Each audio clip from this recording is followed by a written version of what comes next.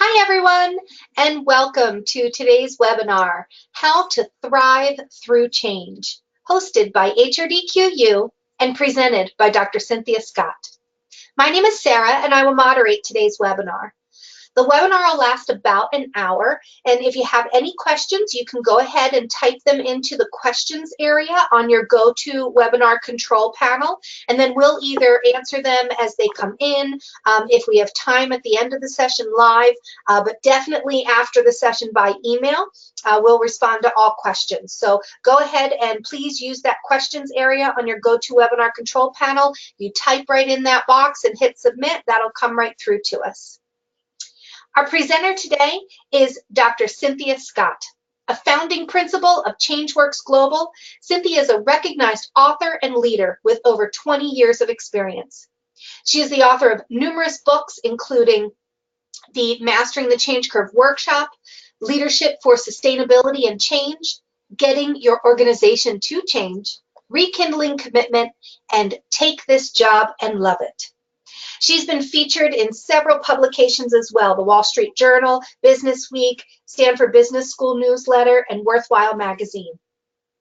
Please give a warm welcome to Cynthia.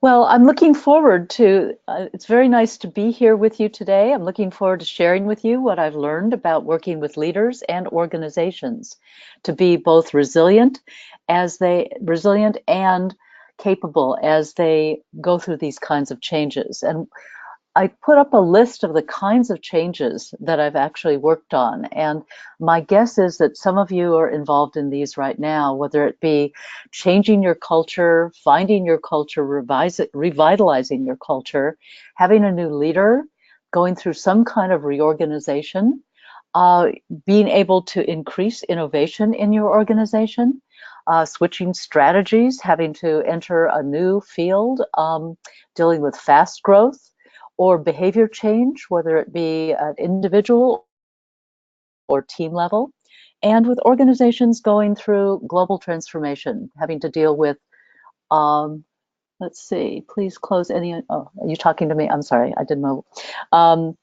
So I'm really happy to be here with you today. And this session really draws on my background as an anthropologist and psychologist, and kind of brings you a synthesis of tips and tools and understandings that I've developed over these many years. So what I'd like you to begin with, and I want you to begin, I'm going to begin with you in a way that I begin many of my sessions, is I want you to take out a pen and I want you to draw a quick sketch of a change that you are currently experiencing. And don't fret, that's not about artistic capability. It's really about anything that describes what you're experiencing right now. And it could be a personal change or an organizational change. And this is not the essay exam, so I'm going to give you 30 more seconds to just draw anything. And I'll tell you why I'm doing this in just a minute.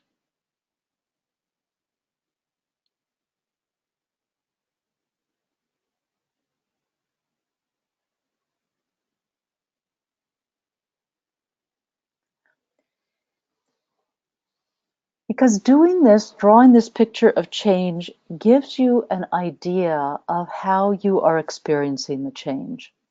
And to set us up for a seminar that we're doing today is we're going to be looking at what is happening inside the people that you're working with, and drawing a picture is the fastest way that I can get that pulse out. I've done this with 300 people at a time in a cafeteria, and what happens is people draw all kinds of things, and it's less about what they draw, but it's more that they engage in starting to think about the disruption, the fear, the excitement, the experience they're having with the change. A couple of my favorite drawings have been one doctor who actually just got up and very formally drew a baseball diamond. And he began to give a very clear presentation of what first base, second base, third base, fourth base looks like. So that was the simplicity of having a very simple picture that he could talk to over and over again. I've also worked with people who drew very horrible pictures, like there was a steamroller being rolled over them, or this is me in the blender and my boss is pushing the pulse button. This happened when people were really experiencing very dramatic change. So what this does is give you a quick snapshot. And if you're working with a group of people, you can ask them to put all of the pictures up on the wall. You can say, what patterns do they see? It's a quick way of engaging people because everyone has a different experience. So as we look at the way that you experience change, it actually engages your brain in a very different way than asking, how are you? And what we're going to do is have this be a way of approaching the toolkit that we designed for HRDQ, which helps individuals and teams both navigate and move through the change process. So the things in this seminar are from the toolkit, and we'll be going through some of them, but not all of them. And Sarah will be giving you more information at the end. But I just wanted to kind of highlight that this is one of the ways that we start the managing the mastering the change curve toolkit. So today what we're going to do is we're going to start inside the brain, because everybody has a brain and change affects how people experience things. And so the brain is the center of that. The second thing we're going to do is we're going to look at reducing threat, because change is threatening, and increasing resilience in response to the threat will be important. The third thing we're going to do is help you identify a map of the process, a predictable path that you can use to interact with individuals, teams, or whole organizations or communities. And the fourth thing we're going to do is help you understand how to lead and help others navigate through this process. So let's get started. And the first part is going to be understanding how the human brain responds to change. So imagine that you are asking people to do all three of these things. And this is an actual experience that I've had of a change that they had to move to a new location, switch their boss and leader, and, oh, by the way, the kind of work that you're doing. So the turbulence of the change that people experience is at a heightened level. So imagine that I said this to you. And what I'd like you to do is think for a moment, notice the thoughts, the feelings, the body sensations that arose when I said that. And we go back to the experience of excitement. Maybe you're really ready for a change, and this sounds very exotic and interesting. Maybe you were really attached to your old leader, and this is some kind of loss. And maybe your stomach just goes, I don't think I could do this, or let's go. So basically, your thoughts, feelings, and actions are responding to the outside messages about change. So let's look at the brain. And I know a number of you know lots about the brain, and I'm going to make this very simple. Basically, there's three parts of the brain. And the first part is that hardwired brainstem things, the things that you don't have to think about, but you are doing all the time. Like you are unconsciously breathing. You don't have to say to yourself, breathe in, breathe out, breathe in. You don't have to say, pick up right foot, pick up left foot. You don't have to tell yourself to jump away from a car coming towards you. So that's the part of the brain, the part of the brain that is really very old, and you can't change very much. It's hardwired into you. The second part of the brain is this kind of a limbic system in the middle of the brain that really tracks feelings and helps you move away or from, helps you make decisions, helps you, understand what memories you had. If you are feeling fear of a dog, it's probably because you, had some experience with a dog. Your limbic brain remembers that. And the third area is your prefrontal cortex, and that's the part that really is about thinking, patterns, logic, kind of higher level, kind of making sense of things. So the reason we're talking about the brain is because when you are experiencing change, and imagine that you're having 200 people that you're talking about change, you've got their 3 parts of their brain being engaged. So let's look at an easy way to think about this and help you as change agents. And a simple way to think about this is our brain is really good at avoiding the sticks, the kinds of challenges or things that threaten and hurt us, and it really is hardwired to seek these carrots. So sticks are any kind of hazard, any kind of social aggression. It can be physical, it can be emotional. It doesn't have to be a physical stick. It can be a social threat. And we'll talk more about that because most of the changes that we're experiencing now are about social threat. They're not, no big dinosaurs are chasing us. Carrots are the kinds of things that our brain is really set up to recognize: food, sex, shelter, social support, pleasure, all those kinds of things that we go towards, both physical and emotional. And the way our brain understands them is sticks are usually very urgent, while carrots you can have a longer approach to. And basically, if you fail to avoid the sticks today, there are no carrots tomorrow. So your whole brain is really good at getting away from threat and getting away from things that challenge it. So how do we deal with that with change? Let's look at understanding the lizard part of your brain. And that's my kind of talk for the middle part of your brain, your feelings, your things that are kind of hardwired and you go to quickly. And just as a lizard with its little claws and tail kind of moves around, it has a very small prefrontal cortex, but it's really got a big limbic system to help it stay alive. And so I want to help you think about this with the people that you're working with, the teams and groups, and possibly even yourself. So let's understand the lizard part of your brain and how you can use that understanding to help you navigate through change. Basically, the lizard is very fast. That part of your brain makes decisions in 1/20th of a second. So you're not really aware, and it's moving very quickly. And it makes them biologically. It makes these decisions are unconscious, so we don't realize that all of a sudden we're feeling threatened. And in most cases, the lizard brain reaches a conclusion faster than the prefrontal cortex, which then catches up with the logic. So in some ways, when you're announcing change, you think of you're announcing it to the lizard part of the brain, because that's the part of the brain, no matter how fancy your slides are and logical your process, basically you're communicating to the lizard part of everyone else's brain.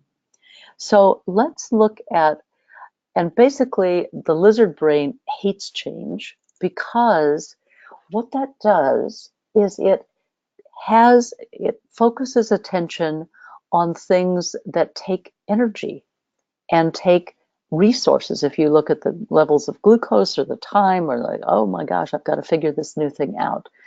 So basically, the chicken crosses the road because her lizard brain told her to.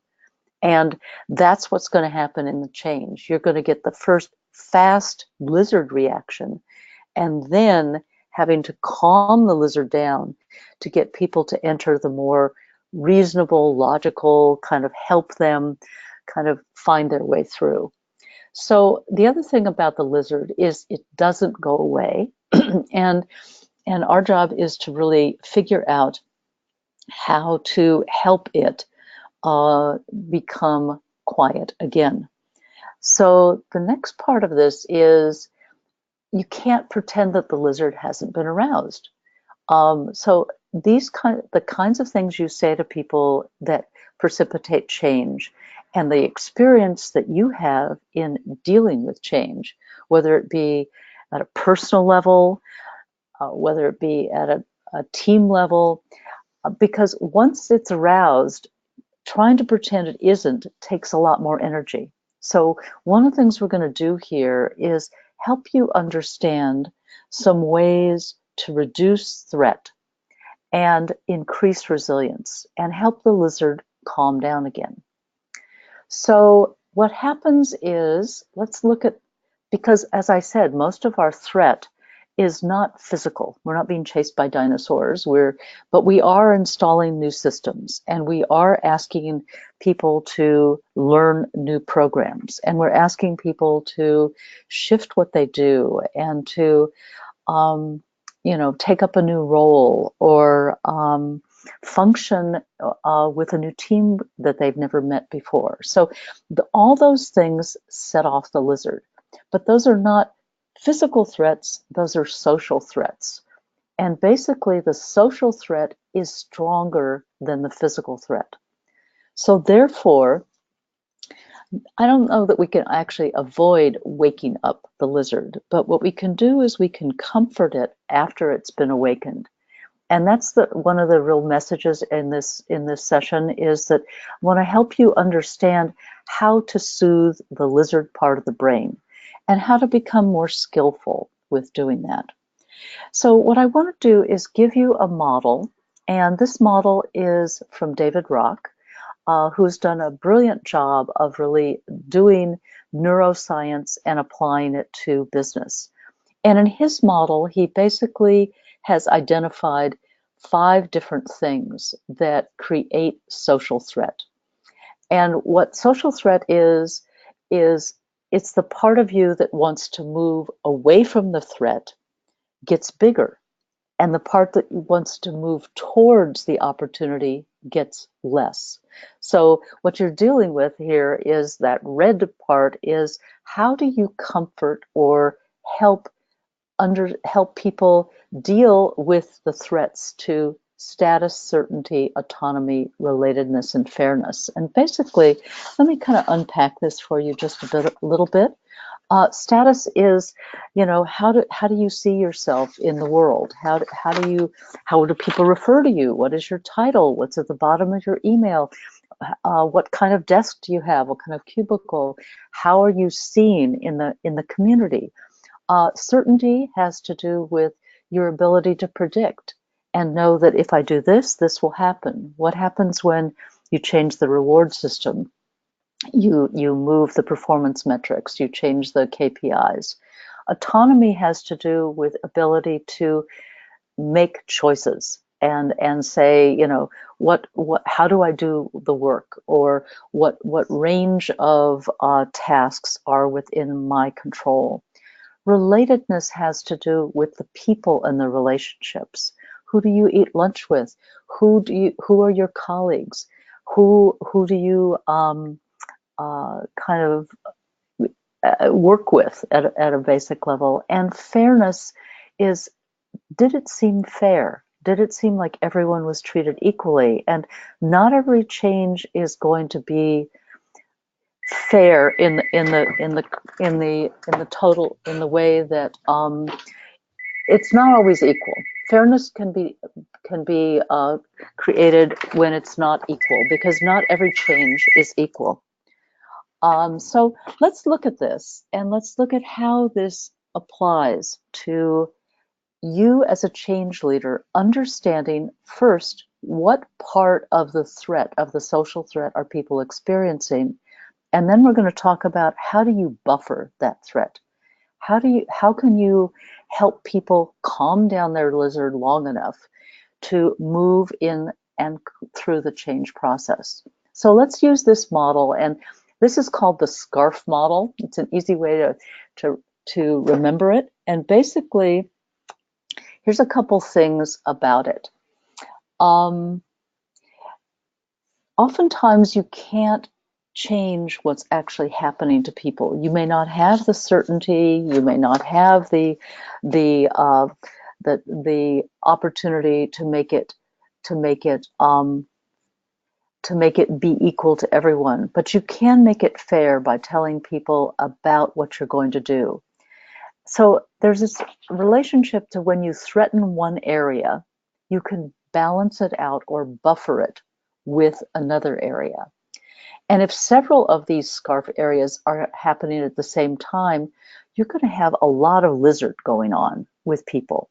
And again, because we've understood that the lizard is fast and it's kind of deeply in the brain, it's going to react. So, for example, I've been with an organization, that, just did this huge acquisitions and said, now English is going to be our global language. And just look at that. I mean, it changes the status of either people who speak or don't speak English, the certainty of how are we going to be able to conduct business in this new language, the autonomy, because you didn't ask me, you said it. And now I have to relate, and I have to, if you're speaking a second language, your sense of connectivity is different, your fluency is different. And the fairness part is, who said this, and why are we having to do this? So what I want to do is help you understand some of these buffering things you can do. And I'm going to draw from 3 current projects that I'm working on. One is a fast growth company that's really a startup, and it's like they were fine with their status when it was the core founding group, but now they've added 15 employees, and that's really changed how the founders think. The second group I'm going to talk about is a global transformation of a culture, and it's a global company that has to be able to shift its U.S. Culture to match a global culture. So for them, the status, they have new bosses, and they're in France now, and they have whole different who used to relate to their sense of certainty has been a little scarfed because they rechanged their organization. What they used to be able to decide on in the US has been changed, and the relationships, they now have these global relationships that they didn't have to manage. And so in some ways the fairness has also been kind of tweaked.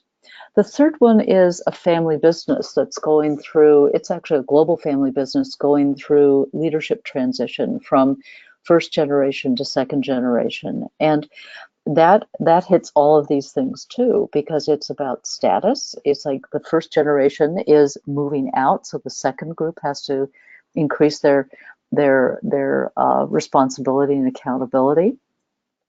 The certainty is less because they knew that this transition was coming. It's easier in a family business because you can see the generations mature. The autonomy has to do with who gets to say what happens. And for this one, they're doing a lot of buffering with relationships. They're having a lot of gatherings where the first and second generation talk about what they want. They're holding new meetings to allow that kind of rituals to emerge and teams to reset themselves with new people. So the way they also are doing the fairness is they're talking about the decision making. That's the whole thing of transparency, of wanting people to understand why, when things are going to move and change. So what I've done here is try to, take 3 of my current clients and kind of highlight some of the things that you can do to buffer. So if you, with the global transformation client, it's like the person who is the new person from France came over and met with people in 2 sites in the US to really affirm their value, had one-on-ones with them. Show people what the timelines are. Don't surprise them. If you're going to set off the lizard, surprise really sets off the lizard. And, what are going to be the new measurements? And with autonomy, you may not have a lot of choice, but give people choice of things that they can choose. In doing a plant closure years ago, it's like the CEO asked, do you want to go fast or slow? And that really gave people, it didn't mean we're not going to close the plant, but it gave people a sense of control and autonomy. So this is an important thing of being able to understand the lizard brain, understand the social threat to the lizard brain, and the 4 kinds of threat. And then you as a change leader can begin to buffer those things or even call them out or use this as a way of understanding the kinds of complaints people have. Because with a large group, they're going to have different levels of scarf, and different things will scarf one group and will not scarf another. So it just gives you a framework. The next thing I'm going to do is help you understand a predictable map for looking at people going through change. And what we're going to do is we're going to use your own experience first, because if you use yourself, you'll remember it because it's personal to you and you'll never forget your own experience with change. So just like we did with the earlier exercise of drawing a picture, I'm going to ask you to take your pen and I'm going to ask you to think of a major change right now that you are experiencing. And it can be either personal or professional, but I want you to think of a change that you've already gone through. And that we need that so we can look back at what happened. And again, I mean, let me restate, you will not share this with anybody, so you can think of the real one. And I want you to get one that's vivid and that might have a few of the scarf elements in it for you. So I know a lot of you have been through lots of changes. So what I want to do is just invite you to choose one and get it clearly in your mind. And what I'm going to do is ask you some questions about it. And I'd like you to jot down some notes. Again, this is just like the drawing the picture. This is not essays. This is just words or pictures that describe where you were in the different parts of your navigating this change. So let me let me start with asking you, what was it like to be you? Kind of thoughts, feelings, actions before this change started. What was it like to be in your life? And this could be a real old change, or it could be one that you're in the middle, have just recently experienced. But go back and kind of do the thoughts, feelings, and actions. So write a couple things down. What were you thinking about, feeling, and doing before the change happened?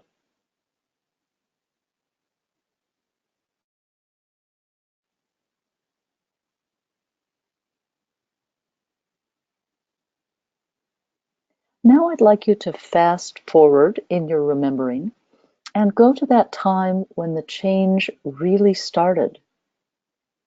And for some of you, it was the change you wanted, and for some of you, it was not the change you wanted. So take yourself to that time which was early in the change, and what was it like to be you? What kinds of thoughts, feelings, actions were happening?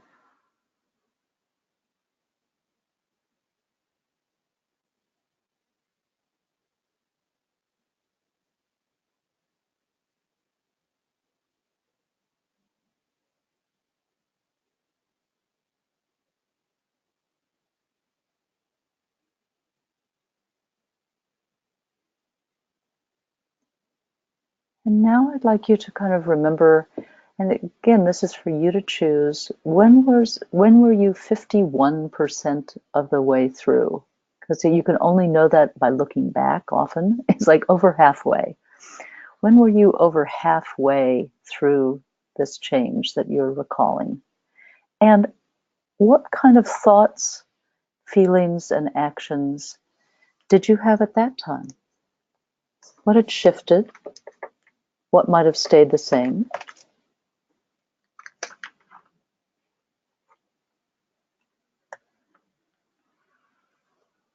What was it like to be you when you were over halfway done with the change? And how did you know you were over halfway done?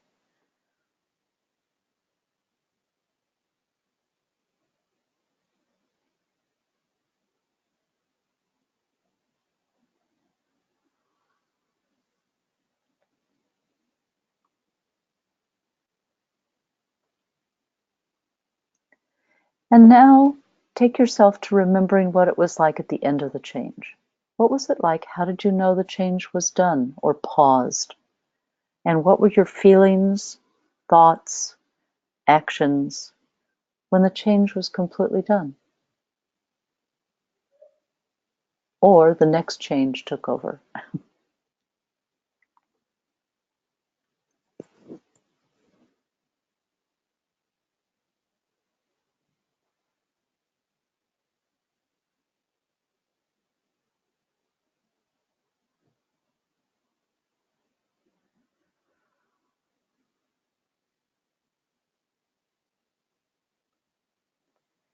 And I invite you to, if you can remember or have any kind of sense of when, was there a sense of the next change that you were going to go into? Did that begin to occur, emerge?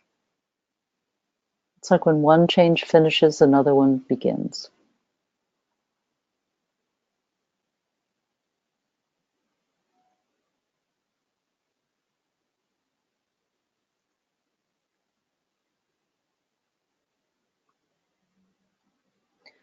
So this is the exercise, the process I was talking you through, and it doesn't matter whether you did it in boxes, but I'm just wanting to understand that you talked about you had some different thoughts, feelings, and actions all the way through.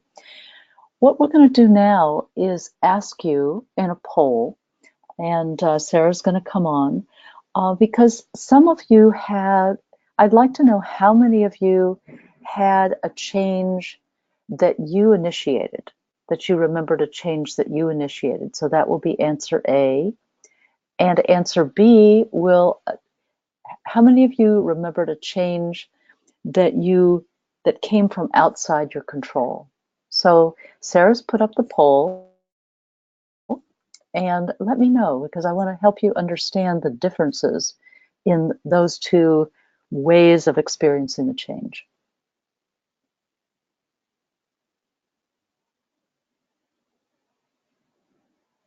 And We've I got a can lot see, of people on out there, so we'll give you a chance to check either yeah, box A or B. yes. And you click on those radio boxes and then go ahead and hit submit. And I can see people are still putting in their answers.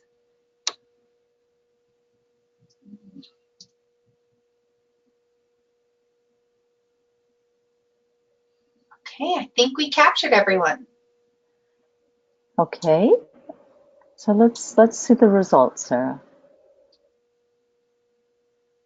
Okay, so this is very interesting because we have people from around the world. We had about 600 people signed up for this. And again, this is, this is not research sample, but more of you dealt with and remembered a change that came from outside you, which is really good because your experience is different than the people who initiated the change. And so having that foundational understanding, let me help you kind of unpack how this understanding changes what you do, because you are basically, it makes a difference whether you are the scarfer, which is probably the A person initiating the change, whether you are the scarfee, the person that got scarfed by the change. So let's unpack and help you understand the model that we developed over many years, working with lots of different kinds of people, that gives you, and as a guide or a model, it doesn't describe any one specific change, but what it does do, let's see, what it does do is the transition curve provides a model for understanding the navigation of the human side. And let me kind of unpack this with you and talk about what we discovered. And again, with those two differences of more of you experience the change coming from the outside. I will talk about that, and then I'll imagine that the people who initiated the change are more like the leaders of the change. So, but again, you thought of personal changes, you thought of old changes. So let's just kind of give you some frameworks here. What we found was that people experience change in four kind of big buckets.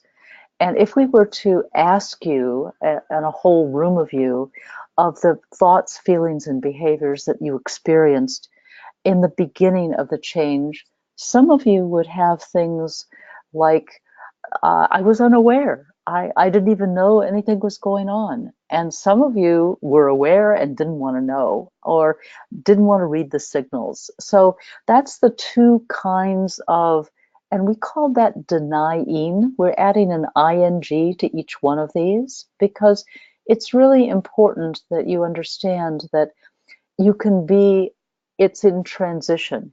You aren't in denial and stuck there. You can be denying at 9 o'clock in the morning when you first hear it.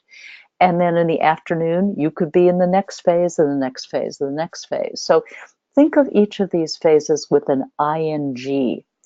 And one of the things that we found was that if you labeled people and said, oh, you're in commitment, rather than you're committing, it left people with having to then have another change to move out of commitment into the next part. So think of these as the broad framework of the change experience is whether you're unaware or you don't want to know, you're kind of in hardwired.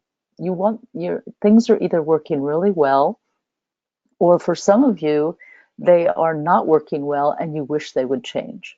But you don't really want to deal with it yet, so you're kind of denying. So in that phase, you're really focused on the environment, you're focused on it outside and how things have always been. And oftentimes you find real remembering a lot about the past and how good things have been or how things are about to move.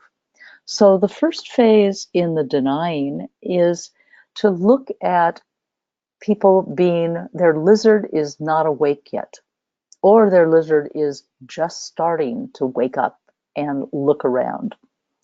The second phase, and I'm going to kind of, I'll give you the broad range here and then we'll go more deeply into it. The second phase is really resisting and feeling all of the experience of having your pattern broken. Your lizard is upset because you're asking it to do different things.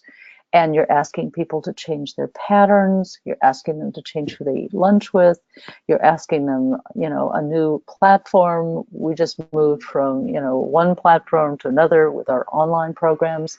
It's like enough. The third phase is really about beginning to see the future. And back in the second phase, you're really focused on yourself. You are feeling grumpy and wishing it would go away and not very happy. The third phase, in exploring, you're beginning to see the future. New ideas are coming. And in the last phase, you're committing. You've landed, kind of as you did with your own change process. You were committed. And then you see that little arrow on the right, and it goes on to the next change. Because just as you finish feeling settled, the lizard is settled again, something else pulls and creates change. So let's look at this as a way to help identify what behaviors you can expect, and in yourself or in others, because what that will do is help you read the room of 300 people or your team and say, oh, these behaviors are going on, therefore we must be sort of in this phase. Because the one thing I really understand is people move at very different rates. And it isn't because they're bad or good or ready or whatever. They've got different amounts of things going on in their lives, which make them more available to make shifts. And people can go very swift. You can go through all four of these phases in one meeting. You can start out with saying, oh, there's no problem. Oh, I hate this. Oh, we could do this. And I'm ready to do that. So that's a very quick kind of going through. And expect people to move back and forth. You may be in the morning in denying, and then in the afternoon you're resisting, and then you go back to denying. So you may kind of zigzag through. And what your past experiences have, that's what your lizard kind of if your lizard has had a lot of tough changes, it will go back to those changes and saying, I am in massive amounts of threat. So what helps people to have more speed going through the change process is the amount of control, choice, autonomy, those kinds of things. So let's go just briefly. I mentioned the zigzag a little bit, and that's the going back and forth. The morning I'm in denying, the afternoon I'm in resisting. Then I sneak over to exploration. I have an idea, but then I'm back into saying, I don't like this. So this is that zigzag, and you'll find yourself going through this as well as the other people that you're working with. So do not judge or label people, because they could switch and move and be somewhere else. So you want to understand that fluidity is going to go on. And denying is all kinds of things, avoiding talking about it. I am not concerned. I don't want to deal with this. And I'm just going to do my work. I'm going to put my head down and do my work. So resisting often shows up as, I'll call it grumpiness, but upset, cynicism, anger, complaining and blaming, checking out, exhausted, overwhelmed, all they do is talk about the change. That is really hallmarks of resisting. And again, people are feeling it personally, and the lizard wants to go back to the way it was. Exploring is about new ways and creating new things and finding new things to do, taking risks, and in some ways being very chaotic, having so many ideas that they can't stay focused, that they can't figure out what's important. Like my startup right now is having very hard times. They are having a great exploration breakthrough. And the committing is you're back in control and feeling comfortable. And oftentimes having a chance to say, what did I learn? What was resilience? How did I gather myself? And beginning to look ahead at the next change. So what I want to do now is help us look at places where you can get trapped. And this is for persons, you all as change leaders can get trapped. And then we'll say this as organizations can get trapped. So there's a very interesting thing about the transition curve. The bottom part is really kind of personal and emotional, more about me. And the top is more about kind of the head and moving through logically. What happens is if you experience like, I don't have any change goals going on and it's all done, that's kind of the get over it. Just suck it up and get over it and move on and be committed and, show up well without taking any time to kind of navigate the bottom part of experiencing the loss of pattern, of safety, of certainty, of status, whatever it is, and then refinding and resettling. Because what often happens with teams or persons is they don't spend any time experiencing the loss, experiencing the chaos, if you will, of finding the new way. And they get across, and then they hit the next change, and they don't understand why they feel so bad, because they go backwards into old loss, old chaos. They weren't really over there. They pretended, like Tarzan, who swings across on the vine and kind of hits the side of the where he's swinging and falls down. So some people who go quickly over the top may have several changes and then they hit the, oh my gosh, look what's really happened. So the Tarzaning is very common in persons and in organizations, because I'll end up working with an organization that's been through maybe 2 mergers that were poorly integrated, and people are really upset, but they don't know why they're upset, because they never had a chance to integrate and experience the loss and the change that they went through. Let's do a little bit here about how do you move yourself through. And we've got about 15 minutes left, so what I'm doing is moving us into what you do, and then we'll move into how do you do it for teams and groups.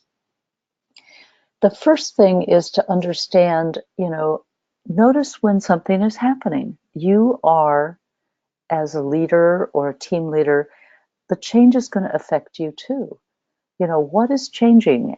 Can you acknowledge that, doing a merger with a new organization is going to set off your lizard? So wake yourself up first.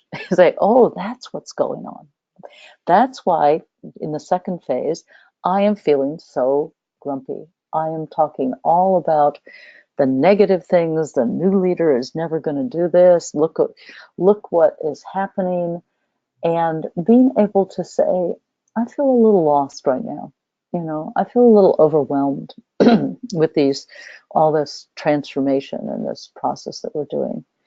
And then being able to explore and reframe what you're looking for.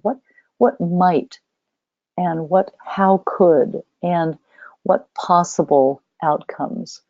And you may need to go look at other people, because if you don't feel them yet, you may have to see, oh, that's what she's experiencing. She's starting to be in the exploring phase, and I can see how those ideas might work here.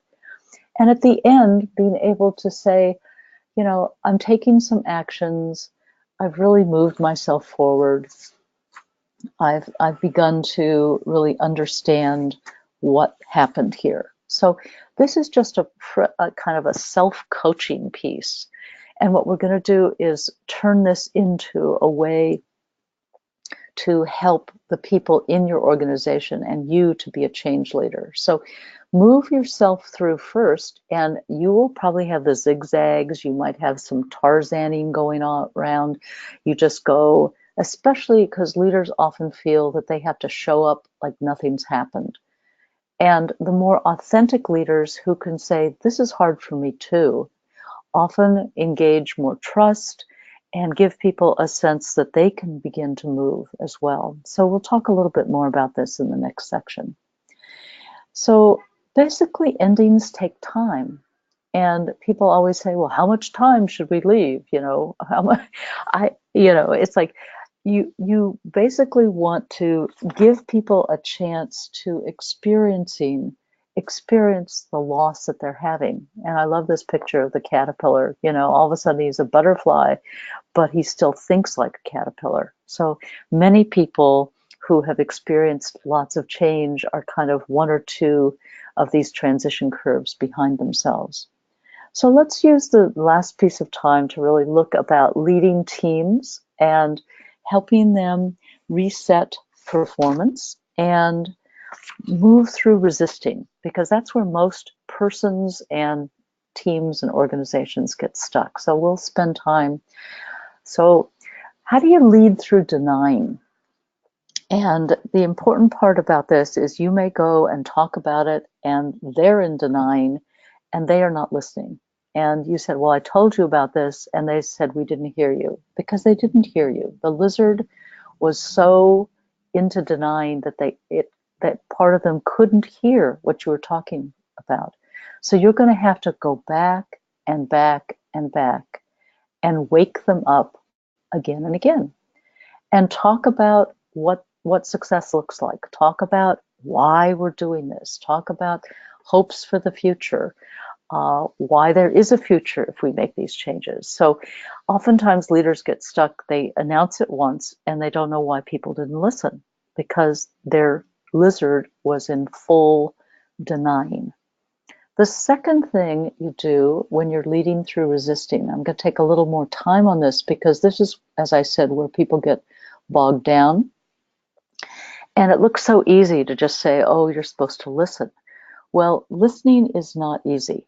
And basically, people are going to have all of their resisting behaviors. They're going to blame it on you. They're going to say, you're the fault of this. You didn't support us. You didn't protect us. You have to understand that the grumpiness is going to come forward, and allowing the grumpiness to come forward is really helpful, because what it does is it gives people a chance to finish. And people say, oh, if I let them complain, they'll complain forever. No, they often complain because you didn't listen to them and you tried to move them into exploring and they weren't done. So what happens is you say, this is really hard. Look look at what the amount of change that we're asking you. We're asking you to move. We're asking you to change bosses, move countries. So help people identify what's happening in terms of the loss and potential gains, but they probably won't want to hear about the gains, so just start with losses. And it's really helpful to also maybe visit other teams who've moved forward or begin to see what other people are doing. But just to understand that you, as a change leader, will have losses also. So give yourself some time. And one of the things I like to talk about is wearing the tomato suit. And often I had a red suit that I did a lot of some of this work with, and I used to say, oh, I just feel like I've stood there and they just threw tomatoes at me. Because what's happening is, if you can be not defensive and let people say, you don't have to fix it, but you do have to acknowledge it. And so you may want to have them write those terrible pictures of what is happening. I'm in the blender and my boss is pushing the pulse button. And when you put up 300 pictures like that, you begin to see how hard it is for people. And people who are experiencing resisting, often when you can just listen to them, they will finish. They just need acknowledged. And I encourage you to do this not one-on-one, but do it with larger groups, because what happens is you can move people through more skillfully and quickly, but you will have to take time for 300 people to complain at their table groups or their their onboarding meeting. And leading through exploring is not hard, but you do have to help them focus. People get all excited. They have lots of ideas. They just want to start. This is where you actually give them training. This is where you do skill development, because they are not ready for skill development during denying. They don't show up. In resisting, they're just grumpy and they don't remember anything. So you have to save your skill development for when people move into this phase. And you probably won't have to encourage new ideas, but you'll have to make some tough decisions. You'll have to say, great ideas, we can do these things. Let's begin here. So the facilitate and focus. And the last phase in committing, when your team or your group or yourself, you'll notice that shift. And I asked you, how did you know when you were 51% of the way there? And people say things like, oh, I felt differently when I pulled into the parking lot, or I stopped eating, all the time, or I started eating again, I stopped sleeping. Sometimes it's very body. It's really a body signal of when things get better. And you'll have more focus, more energy. You'll be able to set long-term goals. You'll be able to reward and acknowledge yourself, and reward and acknowledge your people for what they've been through. So this is where you have celebrations. You say, oh, look what we did. And you begin to pull towards the next change. You say, and the next change is going to be this. So basically, this is the real easy way to summarize both the wake up, the listening, the focusing, and the implementation, acknowledgement, and celebration. And again, you can go through all these in one team meeting. You can say, here's where we're going, and make the announcement. And then listen to people say why this won't work and how it's going to fail. And then they begin to have ideas. And then they begin to say, well, I could do this, or we could try this. So this is just your kind of shorthand for leading organizational change. And people want to know where to start. And I always encourage them to start with the group. And it's often a small group who are over in exploring. They're usually the quick adapters, or they haven't been through so much that they still can find their resilience more quickly. Make sure you go to those people and give them something to do, because they are ready to take action. Put them on a task force, have them be your change navigators and your co-conspirators, if you will, in the change process. Then go back and wake people up who are in denying again. Go back, because even though you said it, they didn't hear you, and say, I need to tell you again. Sometimes I had a boss once that said, the dogs may bark, but the caravan moves on. You know, at a certain point, you have to get with the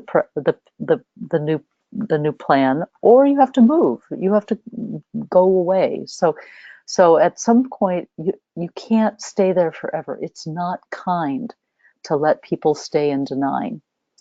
And then you go back to the people who are resisting and go one more round of, yes, this is awful, this is hard, I know you feel upset, you wish it was different. So you let the lizard kind of have its say. So that's kind of the game plan for really, strategically. And what I said earlier is, when you're doing training of new skills, do it when the people are in exploring. They'll be ready. The one good thing about this program is that you can use this as a session with people who are in denying and resisting. And the way the toolkit and the assessment is, you can use it to say, oh, we are all really in denying. And then go back to them and say, let's look at how we can begin to experience the loss and how hard this is. So I want to you can use this assessment to get a picture of where people are. You can hand it out, and then you get data back, and then you can kind of come say, oh, we are definitely in these two quadrants. You can use the guide to introduce the basics of navigating and give people the change curve model so they don't feel lost. And all of those phases are predictable and normal. If you didn't have the ability to do denying, we would be overwhelmed by the amount of information and change that's in the world. So denying is a real strength and a component of resilience. Being able to quickly experience the loss is also a resilience, to not just let it drag on, but say, this is really awful and I'm having a hard time. Start a conversation about people's experience. Ask them what would make it successful, and use the model to acknowledge the normal process of resisting and help people understand the loss of all the status, certainty, autonomy, relationships, and fairness. So you can use the SCARF model to help them understand resisting. So the toolkit has lots of information in it, and a couple things to just end. Remember that what you saw on Monday with the people is maybe not what you'll see on Wednesday. And meet with people. Don't make labels about their resistors or laggards. That kind of language really does not help people move. Involve the people who are being affected as much as possible. Give them choice. These are the 4 changes we're going to make. Which one do you want to make first? Talk about goals and vision. Keep telling people the new realities. Help them stretch and see a future. And if you can discuss your fears and concerns, you will make it safe for them to talk about their fears and concerns. Now, I do a lot of work with leaders, and leaders say they don't want to ever say that they're fearful. What happens is, we're all fearful, and we're all trying to figure this out. There's no magic way to do this correctly. So just talk about concerns, talk about things that you are experiencing. And as another way of holding open forums, because resisting is, if loyal, people are often very loyal, but they are very grumpy. And usually the people that are grumpiest care the most. So you don't want to alienate them and label them as resistors. You want to listen to them and help them move back in with their own exploration. Have regular meetings. Tell people when they're winning. Tell people what's next.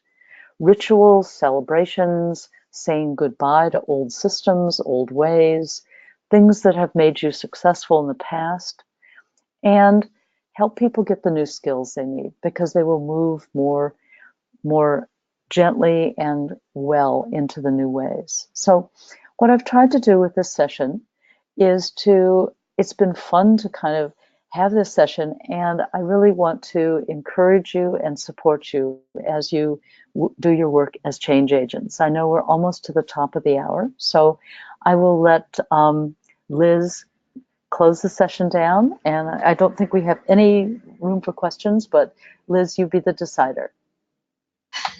Yes, absolutely. Thank you so much, Cynthia. So we don't have time for questions, but if you do have them, and we actually haven't had any questions come in, I think, you provided such great information. People are kind of thinking and chewing on it.